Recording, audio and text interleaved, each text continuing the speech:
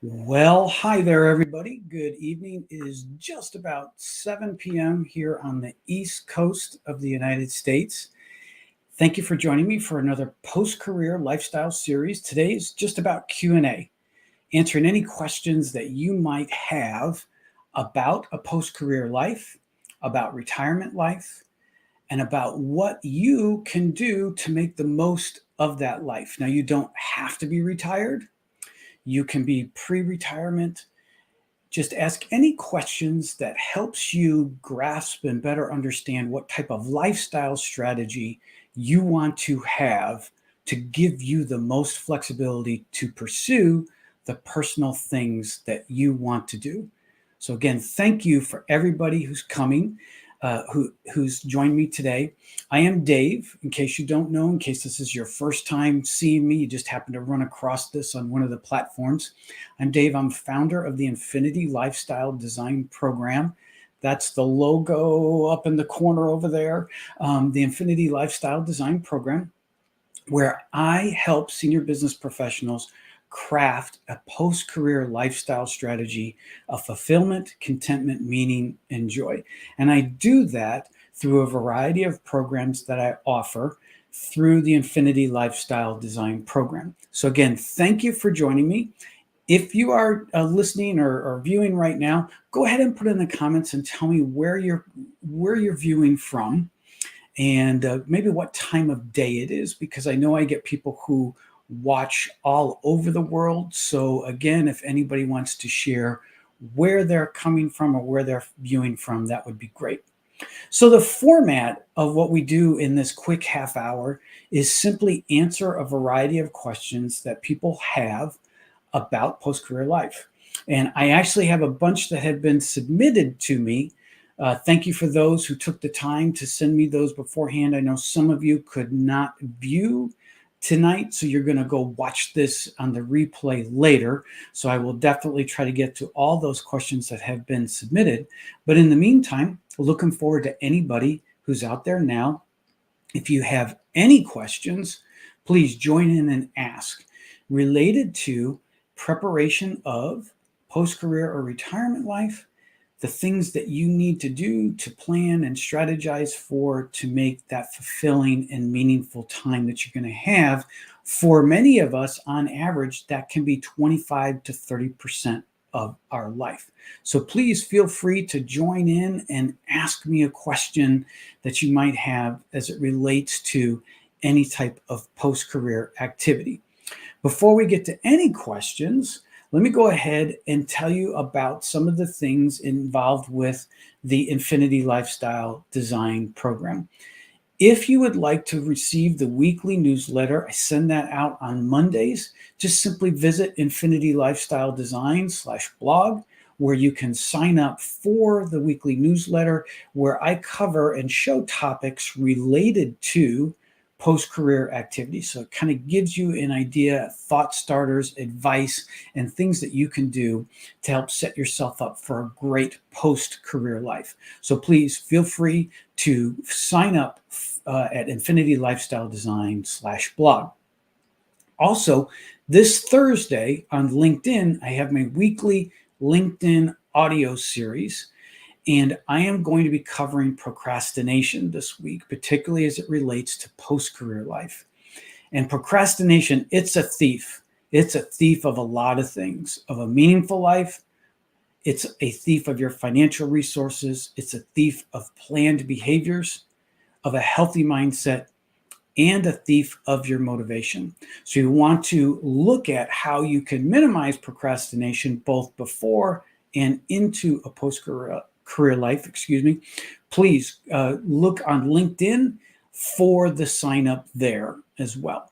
And then finally, the last thing that I want to offer everyone is the opportunity to take the complimentary lifestyle quiz. This is the foundation that I work with my clients on to help them start to build this post-career strategy or post-career life. You can find that infinitylifestyledesign.com/RTA, or you'll see it on the homepage. There's directions for you to just go ahead and take the RTA. If you do, you'll get a complimentary summary assessment that gives you a nice little overview of what your post-career attitude will be like. So please take advantage of that and enjoy that as an opportunity for you to kind of understand and get used to this idea of a post-career life. So again, anybody who has any questions, any thoughts or comments that you would like to add about post-career or retirement, please feel free to jump in and ask a question, and I will try to get to it as quickly as I can. All right, so let's first of all, since I got some really, really good questions as it relates to this week, a lot of them on the theme of having to re-enter the job force. And so the first question that I wanted to talk about is that was submitted to me is, what do I do if I need to re-enter a job market because of a change in my financial situation? You know, this is a challenge that many people are facing. It was a challenge faced before COVID, as people entered into COVID, as they went to go retire and found out that life changed significantly. So they tried to get back into the workforce. A lot of people retired early heading into COVID just because of the uncertainty in the job market. But then now, coming out of COVID in the United States, we're having challenges as it relates to inflation and cost of living. So a lot of people are challenged now because they went into retirement with a set of expectations around cost and living expenses, and that's changed dramatically. So this person had sent me and said, well, what do I do if I need to re-enter the job market because of a change in my financial situation? I would answer this in a few different ways. The first one is, do you have a budget established, and a detailed budget?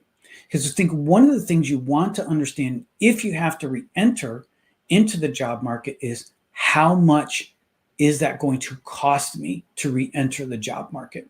Meaning, or how much income do I need to enter or to get entering the job market to tie back to that budget?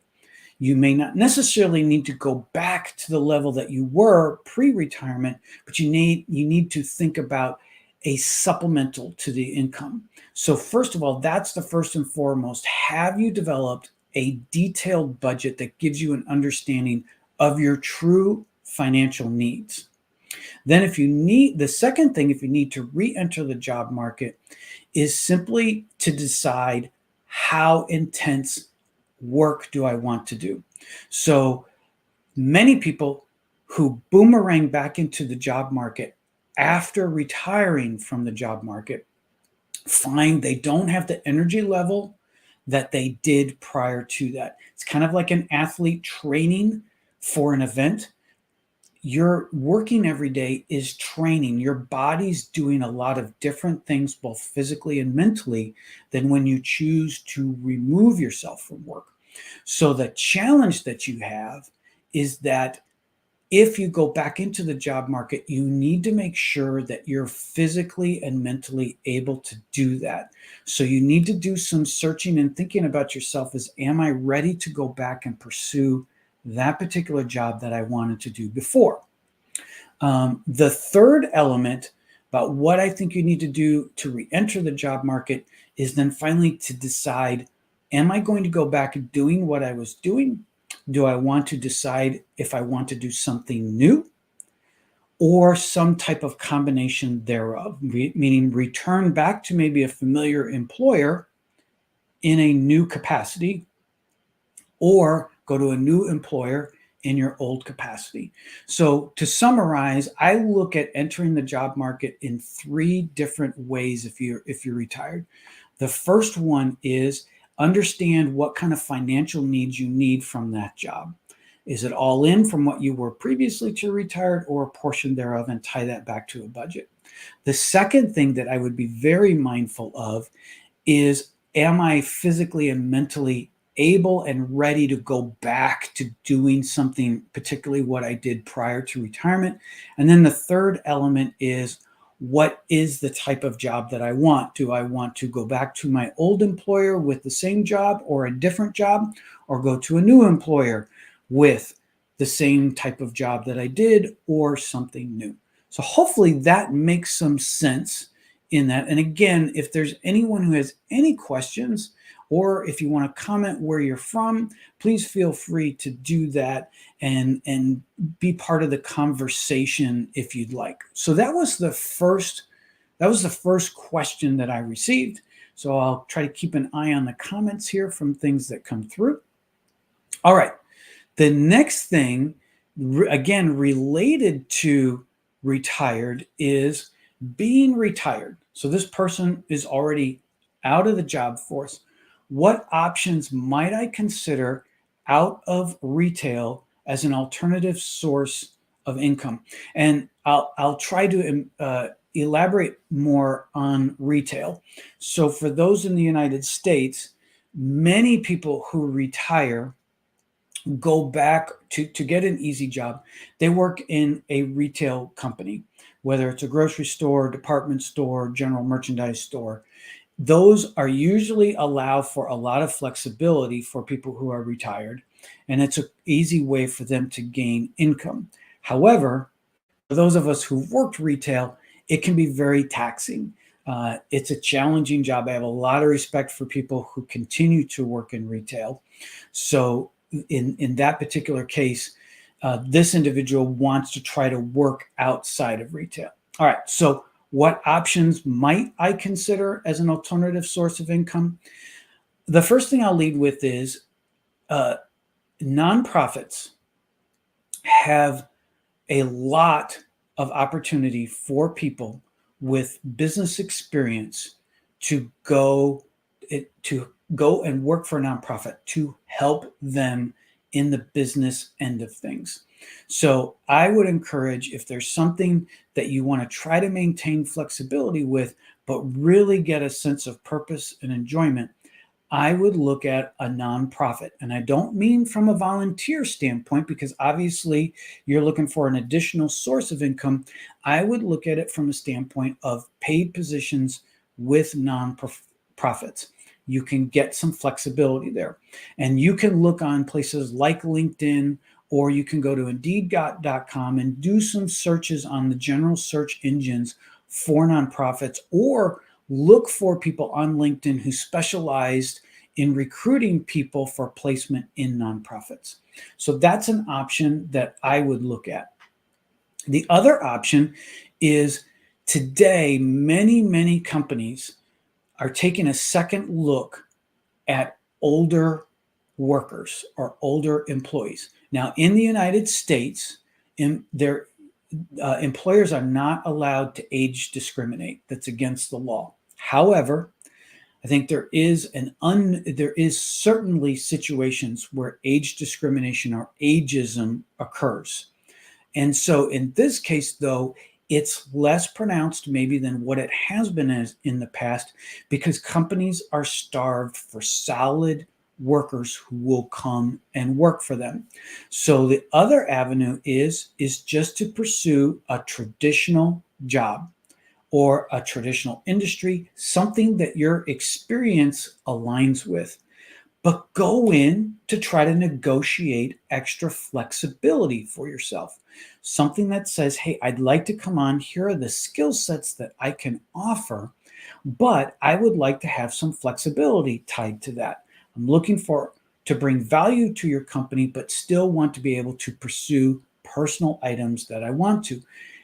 Companies are more open to that now than ever. However, one challenge here is obviously trying to do this method by simply answering direct ads for jobs, because they're looking for something very specific. And in that case, if that meets the criteria you want to, great, go for it. But if it doesn't, you're going to have a challenge trying to weave your way into it.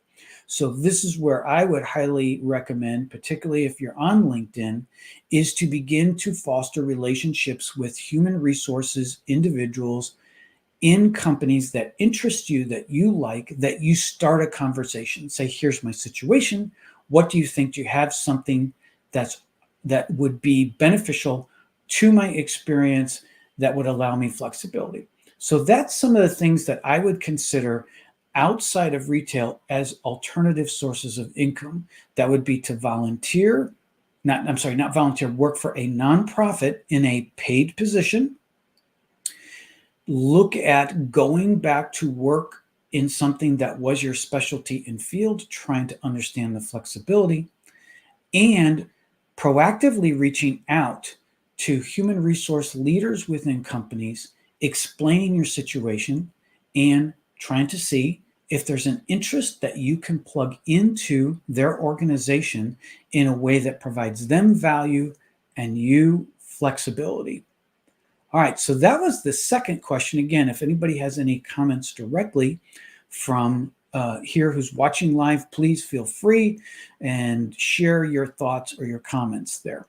All right, the next thing that I wanted to question that I received is, what are the best employment search engines for job seekers over the age of 65? I'm going to go back to my previous comment and answer to the previous question and tee this up first of all to say, whether you're 60, 65, 70, or whatever, the best attitude I can encourage you to do, particularly if you're getting back into the employment area, is not get hung up on age in your mind. All right, you may have to battle ageism as it relates to trying to get back into a job. But I really want you to have a mindset that says, I'm going to offer the best of what I can in the skill sets and the experience I have to offer, and don't put your age next to it, because that allows you going into that job search as a way to focus only on the skills that you have to offer. Okay, so there are a variety of search engines out there, and I will put them in the comments on both the YouTube and LinkedIn programs. But AARP, American Association of Retired Persons, that's an organization based out of the United States, has its own job board or job search engine. So if you're looking for something that specializes in that particular area, that will have companies receptive to people who may be in their 60s or older, AARP is a great place to start. They've got a job board there. There is also one called Seniors for Hire. Sorry, I'm looking up at my notes here, so if you're wondering why. Seniors for Hire, again, is another search engine that focuses on people in and around or in retirement life, that will, again, have companies receptive. The seniors is 4, so the number 4. So seniors for HIRE.com.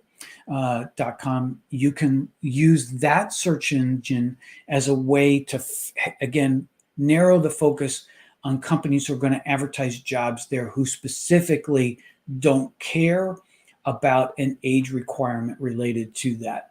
There's retirementjobs.com, again, another one that does the same thing. The U.S. Department of Labor also has a job site board that will also feature job things there. So if you want to look at those, focus on those as a way to look at it. But I'm going to go back to the mindset thing. And I would say, use the traditional search engines that have broad employment opportunities on them. For example, Indeed, as I mentioned earlier. Glassdoor is another one. And then, of course, LinkedIn is a great resource for you to look and find jobs. So if it's important for you to just say, I need to find something that's going to bring me meaning and value, start broad, because, again, companies are more receptive and don't necessarily screen out people who look older, like have gray hair, like me, because there is a need for skilled, consistent employees in the marketplace. So either Go to those routes, like I told you, like seniors for hire or AARP, if you want to start there, but don't limit yourself to those. You still use the other traditional websites as you search for your particular new job, whether it's a supplemental income or something you're going to go back into the workforce fully. All right. So I thought that was a great question. All right. The next one that I received that people submitted are, in lieu of a traditional resume, I have crafted my resume around the services I offer through my business. So this is a business owner, a solopreneur, entrepreneur. Are resumes of this nature frowned upon in the corporate sector? So I'll unpack this a little bit from the standpoint of anytime, and this is more broadly for anyone who's searching for a job. There's a whole host of different ways experts will tell you, and they have their own opinion.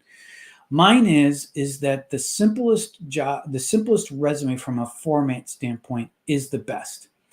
I wouldn't worry about flowery pictures, about that crazy fonts, or charts and graphs. I would have a simple resume that shows a prospective employer what you've accomplished, not what you did. And what I mean the difference there is what you accomplished are quantitative and qualitative things that you've accomplished that's measurable, i.e., I grew the sales 20% for 3 straight years. That's instead of I'm a salesperson who sold this widget. So focus your resume on what you've accomplished, not the characteristics of the roles that you've had. Keep it simple, because many companies that you apply for, particularly larger companies, we're going to scan your resume first. And when they scan your resume, if you've got weird fonts or weird things happening on your resume to try to make it stand out visually, you may get rejected by the system. So in my opinion, simple is better, focusing on what you've accomplished. Now, in the case of this, if you've crafted your resume around the services you offer for your business, that's fine, as long as it brings value to your story and you're going to be going out there for positions that would see the value of what the services you offered through your business. So, for example, if I'm an artist and I want to lay out the things I've accomplished as an artist, and I'm applying as a surgeon, obviously 2 extreme examples, but I'm not going to be able to show the services I offered through my business as an artist to bring value to what I would do as a physician. So as long as the 2 align, that's fine. But you need to also be mindful, if you're going to go for a job in the corporate sector, you need to craft a resume that's going to be understood through those that you're going to put your resume in front of. And I'll highlight this because if people go one way or the other. I am one who is, you build a resume that tells your story and you put it out there. Now, others recommend you tailor your resume to the particular job or offer that you're looking at. I'm not a proponent of that myself personally. I've done that and I found, wow, you really spend a lot of time changing the resume, trying to find those right keywords, and you open yourself up for mistakes. So I'm going to craft my resume to best explain my unique story that I can bring value. And then I'm going to go look for the companies and the positions that align with my resume, because it allows me to better tell the story. So again, I hope that's the case. I would just say I would not have like a business plan or a business position statement I would use as a resume. I would craft a resume that highlights the accomplishments that I did in my business.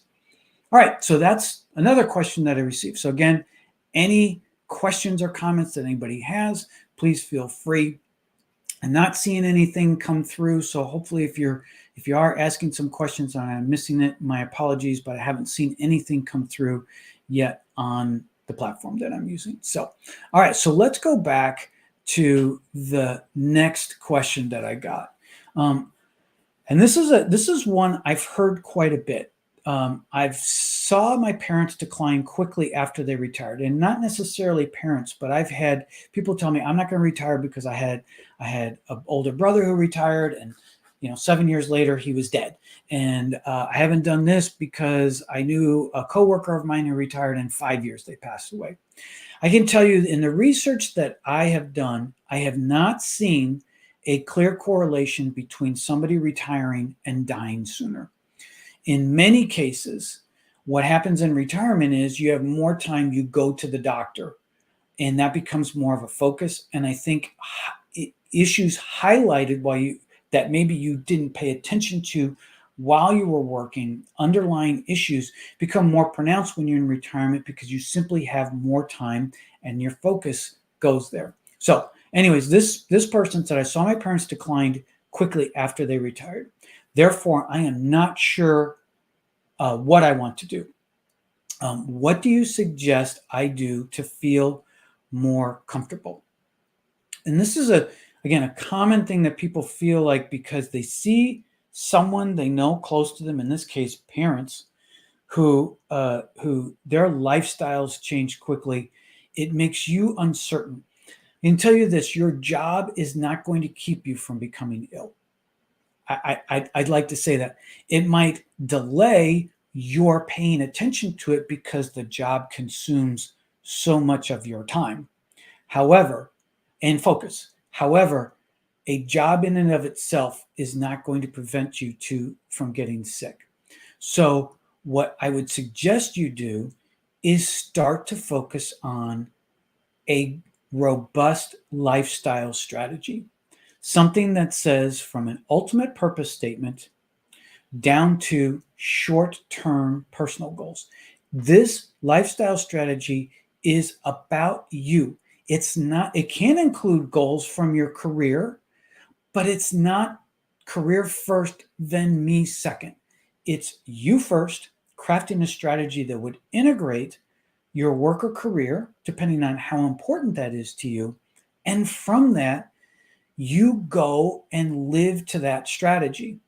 And I think you'll find if you do that before retirement, that brings a lot of clarity for you in retirement because you've mapped out what your life is going to be. It's not all of a sudden this hard stop that you got to move from one part of a career doing all this great stuff to all of a sudden moving to nothing. So keep that in mind.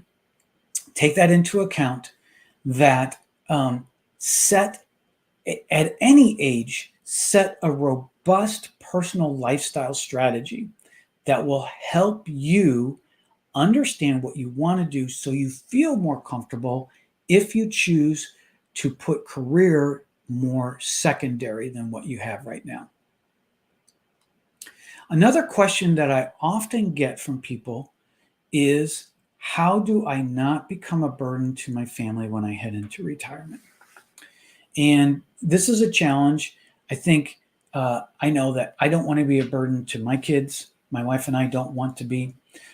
But I think one of the things you have to understand is, are you putting the term burden on you? Because I think you need to understand that as we all grow old, we're going to decline physically. And to a certain extent, many of us will decline cognitively. Some maybe just a little bit, some fairly significantly. And so at some point, you're going to need to rely on the help of your family to be able to help you manage through life. And I know some of you might be saying, I don't have that family type of situation. I understand that. But for those of us who do have family, understand that the idea of your family trying to help you may not be seen by them as a burden. It might be seen by them as an opportunity for them to help you. So I go back to planning again.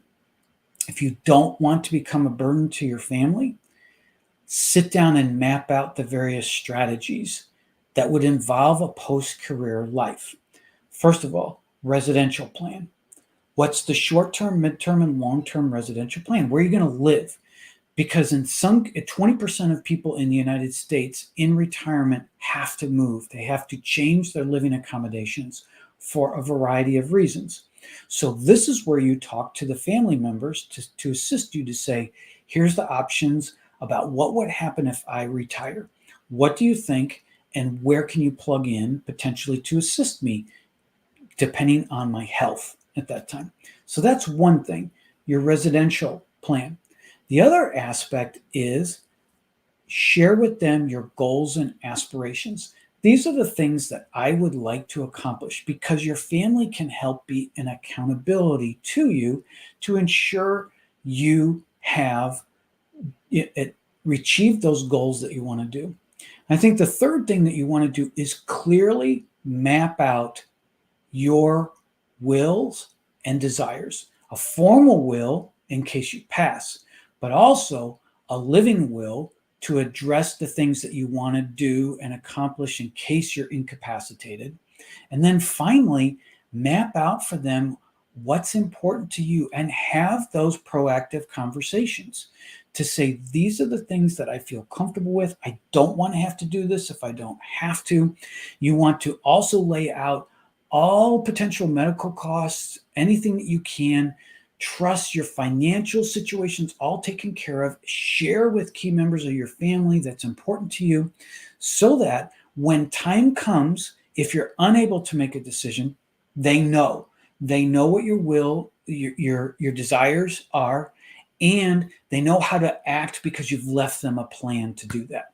So that's what I would do in that particular situation to prevent yourself from being a burden, because then the family can look at, they know exactly what you need to do, and they're just executing against your wishes.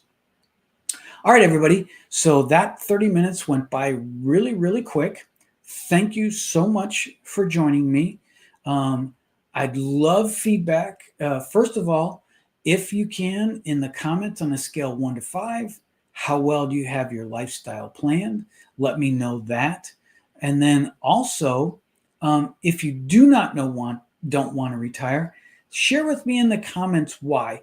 Because in the coming weeks, I'm going to talk about the difference between a post-career life and retirement life, and how the fact that retirement has many negative connotations, where I'm trying to re-educate people having a post-career philosophy, because it switches the idea and puts your personal options, your personal flexibility in front of what might be a career priority, whether you work or not.